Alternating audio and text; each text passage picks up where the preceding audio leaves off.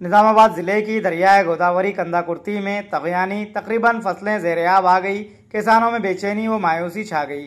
रंजल मंडल के कंदाकुर्ती दरियाए गोदावरी में सैलाब के मद्देनजर रंजल तहसीलदार Shravan Kumar, रंजल sub inspector of police सायन्ना ने हरकत में आते हुए कंदाकुर्ती बॉर्डर पर पुलिस तैनात कर दिया।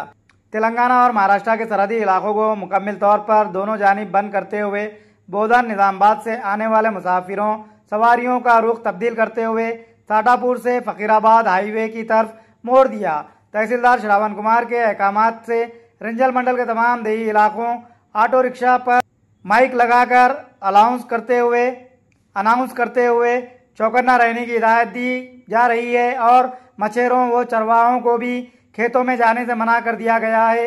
रंजल मंडल के दरियाए गोदावरी के किनारे मौजूद हंगिरगा, कंदाकुर्ती, ताड़ बिलोली, बोरगांव मौज़ियात में फसलें ज़ेर-ए-आब आने से फसलों को नुकसान हुआ, लेकिन कोई जानी नुकसान नहीं हुआ। इस मौके पर तमाम देही इलाकों के तमाम ओहदेदार चौकन्ना थे।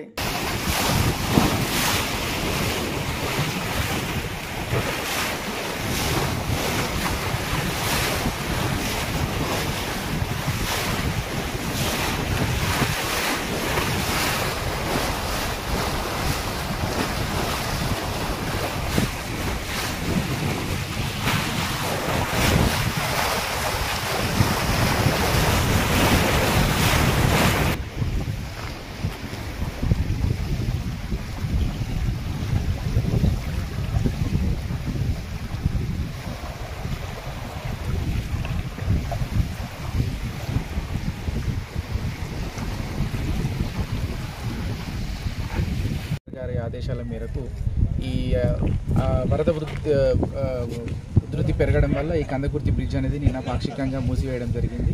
మరియు ఈ కందకుర్తి ధర్మాబాద్ వెళ్ళే రోడ్ బ్రిడ్జ్ ఏదైతే ఉందో ఆ బ్రిడ్జ్ను కూడా మేము పాక్షికంగా నిన్న ధర్మాబాద్ పోలీస్ వాళ్ళతో కూడా మాట్లాడేసి ఇక్కడ మన పోలీస్ వాళ్ళు అక్కడ వాళ్ళ చెక్ పోస్ట్ వాళ్ళు ఈ యొక్క చెక్ పోస్టుల రెండింటి దగ్గర కూడా ఈ ట్రాన్స్పోర్టేషన్ అనేది నిలిపివేయడం జరిగింది పాక్షికంగా.